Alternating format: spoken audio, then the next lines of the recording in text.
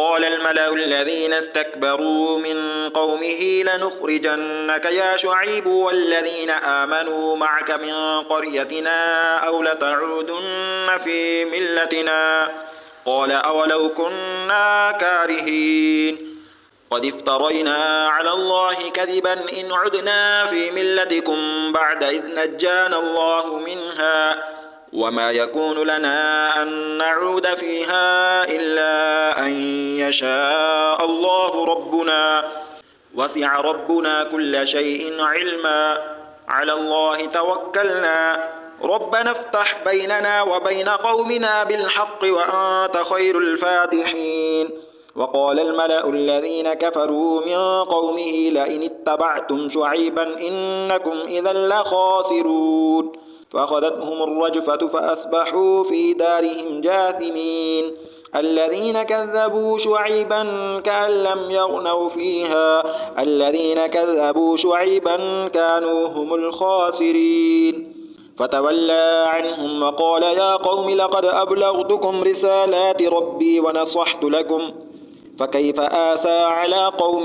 كافرين وما أرسلنا في قرية من نبي إلا أخذنا أهلها بالبأساء والضراء لعلهم يضرعون ثم بدلنا مكان السيئة الحسنة حتى عفوا وقالوا قد مس آباءنا الضراء والسراء فأخذناهم بغتة وهم لا يشعرون ولو أن أهل القرى آمنوا واتقوا لفتحنا عليهم بركات من السماء والأرض ولكن كذبوا فأخذناهم بما كانوا يكسبون أفأمن أهل القرى أن يأتيهم بأسنا بياتا وهم نائمون أو أمن أهل القرى أن يأتيهم بأسنا ضحى وهم يلعبون أفأمنوا مكر الله فلا يأمن مكر الله إلا القوم الخاسرون أولم يهد للذين يرثون الأرض من بعد أهلها أن لو نشاء أصبناهم بذنوبهم ونطبع على قلوبهم فهم لا يسمعون تلك القرى نقص عليك من أنبائها ولقد جاءتهم رسلهم بالبينات فما كانوا ليؤمنوا بما كذبوا من قبل كذلك يطبع الله على قلوب الكافرين وما وجدنا لأكثرهم من عهد وإن وجدنا أكثرهم لفاسقين ثم بعثنا من بعدهم موسى بآياتنا إلى فرعون وملئه فظلموا بها فانظر كيف كان عاقبة المفسدين وقال موسى يا فرعون إني رسول من رب العالمين حقيق على ألا أقول على الله إلا الحق قد جئتكم ببينة من ربكم فأرسل معي بني إسرائيل قال إن كنت جئت بآية فأت بها إن كنت من الصادقين فألقى عصاه فإذا هي ثعبان مبين ونزع يده فإذا هي بيضاء للناظرين قال الملأ من قوم فرعون إن هذا لساحر عليم يريد أن يخرجكم من أرضكم فماذا تأمرون قالوا أرجه وأخاه وأرسل في المدائن حاشرين يأتوك بكل ساحر عليم وجاء السحرة فرعون قالوا إن لنا لأجرا إن كنا نحن الغالبين قال نعم وإنكم لمن المقربين قالوا يا موسى إما أن تلقي وإما أن نكون نحن الملقين قال ألقوا فلما ألقوا سحروا أعين الناس واسترهبوهم وجاءوا بسحر عظيم وأوحينا إلى موسى أن ألق عصاك فإذا هي تلقف ما يأفكون فوقع الحق وبطل ما كانوا يعملون فغلبوا هنالك وانقلبوا صاغرين وألقي السحرة ساجدين قالوا آمنا برب العالمين رب موسى وهارون قال فرعون آمنتم به قبل أن آذن لكم إن هذا لمكر مكرتموه في المدينة لتخرجوا منها أهلها فسوف تعلمون لأقطعن أيديكم وأرجلكم من خلاف ثم لأصلبنكم أجمعين قالوا إنا إلى ربنا منقلبون وما تنقم منا إلا أن آمنا بآيات ربنا لما جاءتنا ربنا أفرغ علينا صبرا وتوفنا مسلمين وقال الملأ من قوم فرعون أتذر موسى وقومه ليفسدوا في الأرض ويذرك وآلهتك قال سنقتل أبناءهم ونستحيي نساءهم وإنا فوقهم قاهرون قال موسى لقومه استعينوا بالله واصبروا إن الأرض لله يورثها من يشاء من عباده والعاقبة للمتقين قالوا أوذينا من قبل أن تأتينا ومن بعد ما جئتنا قال عسى ربكم أن يهلك عدوكم ويستخلفكم في الأرض فينظر كيف تعملون ولقد أخذنا آل فرعون بالسنين ونقص من الثمرات لعلهم يذكرون فإذا جاءتهم الحسنة قالوا لنا هذه وإن تصبهم سيئة يطيروا بموسى ومن معه ألا إنما طائرهم عند الله ولكن أكثرهم لا يعلمون وقالوا مهما تأتنا به من آية لتسحرنا بها فما نحن لك بمؤمنين فأرسلنا عليهم الطوفان والجراد والقمل والضفادع والدم آيات مفصلات فاستكبروا وكانوا قوما مجرمين ولما وقع عليهم الرجز قالوا يا موسى ادع لنا ربك بما عهد عندك لئن كشفت عنا الرجز لنؤمنن لك ولنرسلن معك بني إسرائيل فلما كشفنا عنهم الرجز إلى أجل هم بالغوه إذا هم ينكثون فانتقمنا منهم فأغرقناهم في اليم بأنهم كذبوا بآياتنا وكانوا عنها غافلين وأورثنا القوم الذين كانوا يستضعفون مشارق الأرض ومغاربها التي باركنا فيها وتمت كلمة ربك الحسنى على بني إسرائيل بما صبروا ودمرنا ما كان يصنع فرعون وقومه وما كانوا يعرشون وجاوزنا ببني إسرائيل البحر فأتوا على قوم يعكفون على أصنام لهم قالوا يا موسى اجعل لنا إلها كما لهم آلهة قال إنكم قوم تجهلون إن هؤلاء متبر ما هم فيه وباطل ما كانوا يعملون قال أغير الله أبغيكم إلها وهو فضلكم على العالمين وإذ أنجيناكم من آل فرعون يسومونكم سوء العذاب يقتلون أبناءكم ويستحيون نساءكم وفي ذلكم بلاء من ربكم عظيم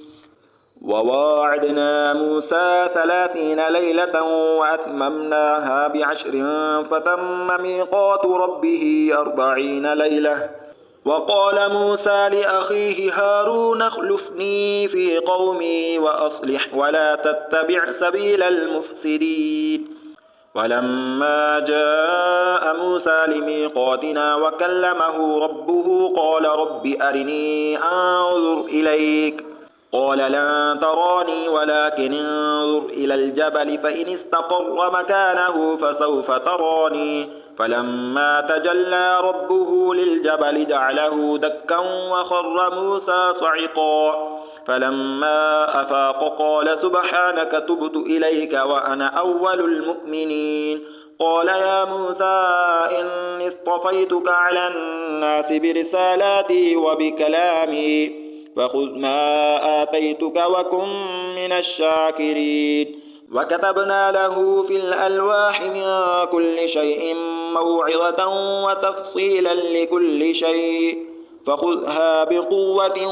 وأمر قومك يأخذوا بأحسنها سأريكم دار الفاسقين سأصرف عن آياتي الذين يتكبرون في الأرض بغير الحق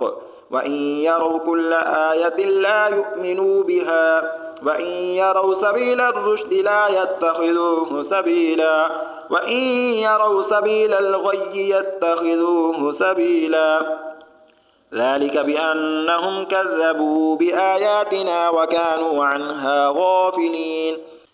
والذين كذبوا بآياتنا ولقاء الآخرة حبطت أعمالهم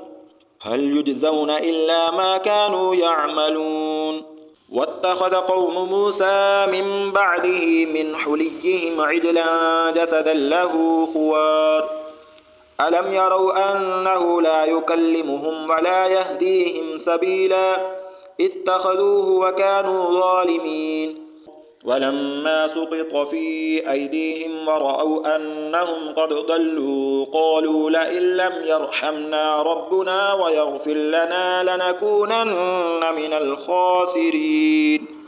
ولما رجع موسى إلى قومه غضبان أسفا قال بئس ما خلفتموني من بعدي أعجلتم أمر ربكم وألقى الألواح وأخذ برأس أخيه يجره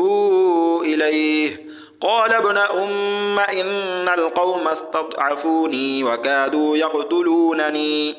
فلا تشمت بي الأعداء ولا تجعلني مع القوم الظالمين قال رب اغفر لي ولأخي وأدخلنا في رحمتك وأنت أرحم الراحمين إن الذين اتخذوا العجل سينالهم غضب من ربهم وذلة في الحياة الدنيا وكذلك نجزي المفترين والذين عملوا السيئات ثم تابوا من بعدها وآمنوا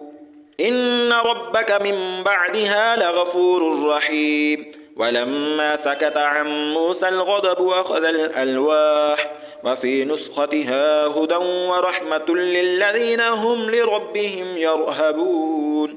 واختار موسى قومه 70 رجلا لميقاتنا فلما أخذتهم الرجفة قال رب لو شئت أهلكتهم من قبل وإياي أتهلكنا بما فعل السفهاء منا إن هي إلا فتنتك تضل بها من تشاء وتهدي من تشاء أنت ولينا فاغفر لنا وارحمنا وأنت خير الغافرين واكتب لنا في هذه الدنيا حسنة وفي الآخرة إنا هدنا إليك قال عذابي أصيب به من أشاء ورحمتي وسعت كل شيء فسأكتبها للذين يتقون ويؤتون الزكاة والذين هم بآياتنا يؤمنون الذين يتبعون الرسول النبي الأمي الذي يجدونه مكتوبا عندهم في التوراة والإنجيل يأمرهم بالمعروف وينهاهم عن المنكر ويحل لهم الطيبات ويحرم عليهم الخبائث ويضع عنهم إصرهم والأغلال التي كانت عليهم فالذين آمنوا به وعزروه ونصروه واتبعوا النور الذي أنزل معه أولئك هم المفلحون. قل يا أيها الناس إني رسول الله إليكم جميعا الذي له ملك السماوات والأرض لا إله إلا هو يحيي ويميت فآمنوا بالله ورسوله النبي الأمي الذي يؤمن بالله وكلماته واتبعوه لعلكم تهتدون. ومن قوم موسى أمة يهدون بالحق وبه يعدلون. وقطعناهم 12 أسباطا أمما وأوحينا إلى موسى إذ استسقاه قومه أن اضرب بعصاك الحجر فانبجست منه 12 عينا قد علم كل أناس مشربهم وذللنا عليهم الغمام وأنزلنا عليهم المن والسلوى كلوا من طيبات ما رزقناكم وما ظلمونا ولكن كانوا أنفسهم يظلمون. وإذ قيل لهم اسكنوا هذه القرية وكلوا منها حيث شئتم وقولوا حطة وادخلوا الباب سجدا نغفر لكم خطيئاتكم سنزيد المحسنين. فبدل الذين ظلموا منهم قولا غير الذي قيل لهم فأرسلنا عليهم رجزا من السماء بما كانوا يظلمون. واسألهم عن القرية التي كانت حاضرة البحر إذ يعدون في السبت إذ تأتيهم حيتانهم يوم سبتهم شرعا ويوم لا يسبتون لا تأتيهم كذلك نبلوهم بما كانوا يفسقون. وإذ قالت أمة منهم لم تعظون قوما الله مهلكهم أو معذبهم عذابا شديدا قالوا معذرة إلى ربكم ولعلهم يتقون. فلما نسوا ما ذكروا به أنجينا الذين ينهون عن السوء وأخذنا الذين ظلموا بعذاب بئيس بما كانوا يفسقون. فلما عتوا عما نهوا عنه قلنا لهم كونوا قردة خاسئين. وإذ تأذن ربك ليبعثن عليهم إلى يوم القيامة من يسومهم سوء العذاب إن ربك لسريع العقاب وإنه لغفور رحيم. وقطعناهم في الأرض أمما منهم الصالحون ومنهم دون ذلك وبلوناهم بالحسنات والسيئات لعلهم يرجعون. فخلف من بعدهم خلف ورثوا الكتاب يأخذون عرض هذا الأدنى ويقولون سيغفر لنا وإن يأتهم عرض مثله يأخذوه ألم يؤخذ عليهم ميثاق الكتاب ألا يقولوا على الله إلا الحق ودرسوا ما فيه والدار الآخرة خير للذين يتقون أفلا تعقلون. والذين يمسكون بالكتاب وأقاموا الصلاة إنا لا نضيع أجر المصلحين. وإذ نطقنا الجبل فوقهم كأنه ذلة وظنوا أنه واقع بهم خذوا ما آتيناكم بقوة واذكروا ما فيه لعلكم تتقون. وإذ أخذ ربك من بني آدم من ظهورهم ذريتهم وأشهدهم على أنفسهم ألست بربكم قالوا بلى شهدنا أن تقولوا يوم القيامة إنا كنا عن هذا غافلين أو تقولوا إنما أشرك آباؤنا من قبل وكنا ذرية من بعدهم أفتهلكنا بما فعل المبطلون وكذلك نفصل الآيات ولعلهم يرجعون. واتل عليهم نبأ الذي آتيناه آياتنا فانسلخ منها فأتبعه الشيطان فكان من الغاوين. ولو شئنا لرفعناه بها ولكنه أخلد إلى الأرض واتبع هواه فمثله كمثل الكلب إن تحمل عليه يلهث أو تتركه يلهث ذلك مثل القوم الذين كذبوا بآياتنا فاقصص القصص لعلهم يتفكرون ساء مثلا القوم الذين كذبوا بآياتنا وأنفسهم كانوا يظلمون من يهد الله فهو المهتدي ومن يضلل فأولئك هم الخاسرون ولقد ذرأنا لجهنم كثيرا من الجن والإنس لهم قلوب لا يفقهون بها ولهم أعين لا يبصرون بها ولهم آذان لا يسمعون بها أولئك كالأنعام بل هم أضل أولئك هم الغافلون ولله الأسماء الحسنى فادعوه بها وذروا الذين يلحدون في أسمائه سيجزون ما كانوا يعملون وممن خلقنا أمة يهدون بالحق وبه يعدلون والذين كذبوا بآياتنا سنستدرجهم من حيث لا يعلمون وأملي لهم إن كيدي متين أولم يتفكروا ما بصاحبهم من جنة إن هو إلا نذير مبين أولم ينظروا في ملكوت السماوات والأرض وما خلق الله من شيء وأن عسى أن يكون قد اقترب أجلهم فبأي حديث بعده يؤمنون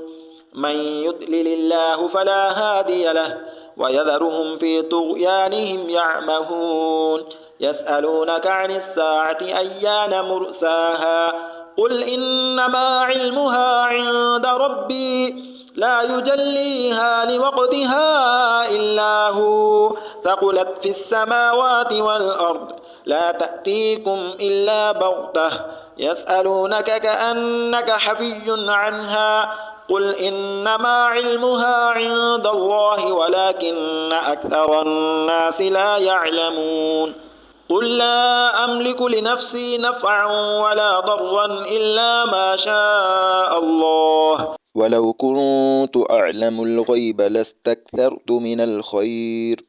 وما مسني السوء إن أنا إلا نذير وبشير لقوم يؤمنون هو الذي خلقكم من نفس واحدة وجعل منها زوجها ليسكن إليها فلما تغشاها حملت حملا خفيفا فمرت به فلما أثقلت دعوى الله ربهما لئن آتيتنا صالحا لنكونن من الشاكرين فلما آتاهما صالحا جعلا له شركاء فيما آتاهما فتعالى الله عما يشركون أيشركون ما لا يخلق شيئا وهم يخلقون ولا يستطيعون لهم نصرا ولا أنفسهم ينصرون وإن تدعوهم إلى الهدى لا يتبعوكم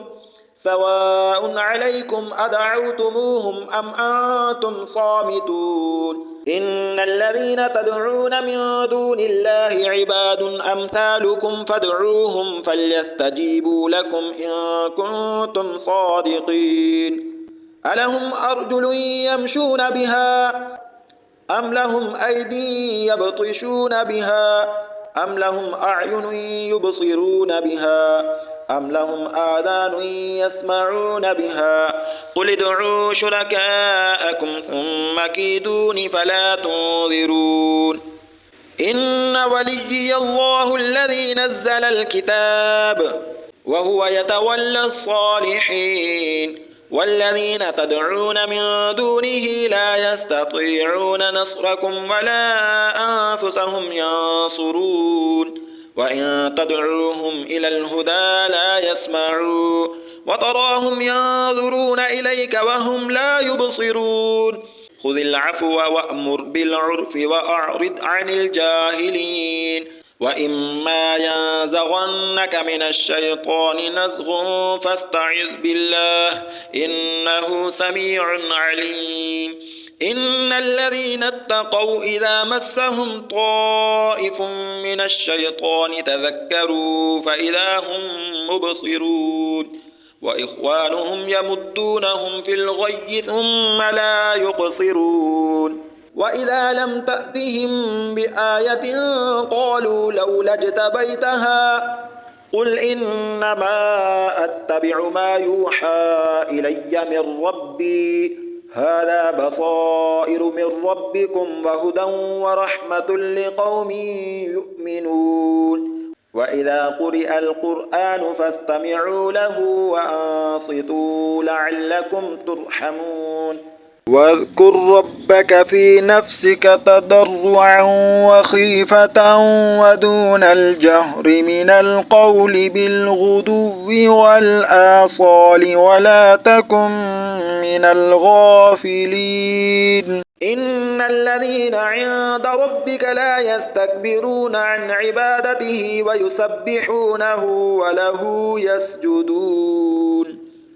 بسم الله الرحمن الرحيم يسألونك عن الأنفال قل الأنفال لله والرسول فاتقوا الله وأصلحوا ذات بينكم وأطيعوا الله ورسوله إن كنتم مؤمنين إنما المؤمنون الذين إذا ذكر الله وجلت قلوبهم وإذا تليت عليهم آياته زادتهم إيمانا وعلى ربهم يتوكلون الذين يقيمون الصلاة ومما رزقناهم ينفقون أولئك هم المؤمنون حقا لهم درجات عند ربهم ومغفرة ورزق كريم كما أخرجك ربك من بيتك بالحق وإن فريقا من المؤمنين لكارهون يجادلونك في الحق بعدما تبين كأنما يساقون إلى الموت وهم ينظرون وإذ يعدكم الله إحدى الطائفتين أنها لكم وتودون أن غير ذات الشوكة تكون لكم ويريد الله أن يحق الحق بكلماته ويقطع دابر الكافرين ليحق الحق ويبطل الباطل ولو كره المجرمون إذ تستغيثون ربكم فاستجاب لكم أني ممدكم ب1000 من الملائكة مردفين وما جعله الله إلا بشرى ولتطمئن به قلوبكم وما النصر إلا من عند الله إن الله عزيز حكيم إذ يغشيكم النعاس أمنة منه وينزل عليكم من السماء ماء ليطهركم به ويذهب عنكم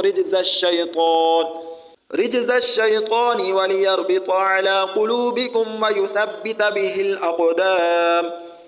إذ يوحي ربك إلى الملائكة أني معكم فثبتوا الذين آمنوا سألقي في قلوب الذين كفروا الرعب فاضربوا فوق الأعناق واضربوا منهم كل بنان ذلك بأنهم شاقوا الله ورسوله ومن يشاقق الله ورسوله فإن الله شديد العقاب ذلكم فذوقوه وأن للكافرين عذاب النار يا أيها الذين آمنوا إذا لقيتم الذين كفروا زحفا فلا تولوهم الأدبار ومن يولهم يومئذ دبره إلا متحرفا لقتال أو متحيزا إلى فئة فقد باء بغضب من الله ومأواه جهنم وبئس المصير فلم تقتلوهم ولكن الله قتلهم وما رميت إذ رميت ولكن الله رمى وليبلي المؤمنين منه بلاء حسنا إن الله سميع عليم ذلكم وأن الله موهن كيد الكافرين إن تستفتحوا فقد جاءكم الفتح وإن تنتهوا فهو خير لكم وإن تعودوا نعد ولا تغني عنكم فئتكم شيئا ولو كثرت وأن الله مع المؤمنين يا أيها الذين آمنوا أطيعوا الله ورسوله ولا تولوا عنه وأنتم تسمعون ولا تكونوا كالذين قالوا سمعنا وهم لا يسمعون إن شر الدواب عند الله الصم البكم الذين لا يعقلون ولو علم الله فيهم خيرا لأسمعهم ولو أسمعهم لتولوا وهم معرضون يا أيها الذين آمنوا استجيبوا لله وللرسول إذا دعاكم لما يحييكم واعلموا أن الله يحول بين المرء وقلبه وأنه إليه تحشرون واتقوا فتنة لا تصيبن الذين ظلموا منكم خاصة واعلموا أن الله شديد العقاب واذكروا إذ أنتم قليل مستضعفون في الأرض تخافون أن يتخطفكم الناس فآواكم وأيدكم بنصره ورزقكم من الطيبات لعلكم تشكرون يا أيها الذين آمنوا لا تخونوا الله والرسول وتخونوا أماناتكم وأنتم تعلمون واعلموا أنما أموالكم وأولادكم فتنة وأن الله عنده أجر عظيم يا أيها الذين آمنوا إن تتقوا الله يجعل لكم فرقانا ويكفر عنكم سيئاتكم ويغفر لكم والله ذو الفضل العظيم وإذ يمكر بك الذين كفروا ليثبتوك أو يقتلوك أو يخرجوك ويمكرون ويمكر الله والله خير الماكرين وإذا تتلى عليهم آياتنا قالوا قد سمعنا لو نشاء لقلنا مثل هذا إن هذا إلا أساطير الأولين وإذ قالوا اللهم إن كان هذا هو الحق من عندك فأمطر علينا حجارة من السماء أو ائتنا بعذاب أليم وما كان الله ليعذبهم وأنت فيهم وما كان الله معذبهم وهم يستغفرون وما لهم ألا يعذبهم الله وهم يصدون عن المسجد الحرام وما كانوا أولياءه إن أولياؤه إلا المتقون ولكن أكثرهم لا يعلمون وما كان صلاتهم عند البيت إلا مكاء وتصدية فذوقوا العذاب بما كنتم تكفرون إن الذين كفروا ينفقون أموالهم ليصدوا عن سبيل الله فسينفقونها ثم تكون عليهم حسرة ثم يغلبون والذين كفروا إلى جهنم يحشرون ليميز الله الخبيث من الطيب ويجعل الخبيث بعضه على بعض فيركمه جميعا فيجعله في جهنم أولئك هم الخاسرون قل للذين كفروا إن ينتهوا يغفر لهم ما قد سلف وإن يعودوا فقد مضت سنة الأولين وقاتلوهم حتى لا تكون فتنة ويكون الدين كله لله فإن انتهوا فإن الله بما يعملون بصير وإن تولوا فاعلموا أن الله مولاكم نعم المولى ونعم النصير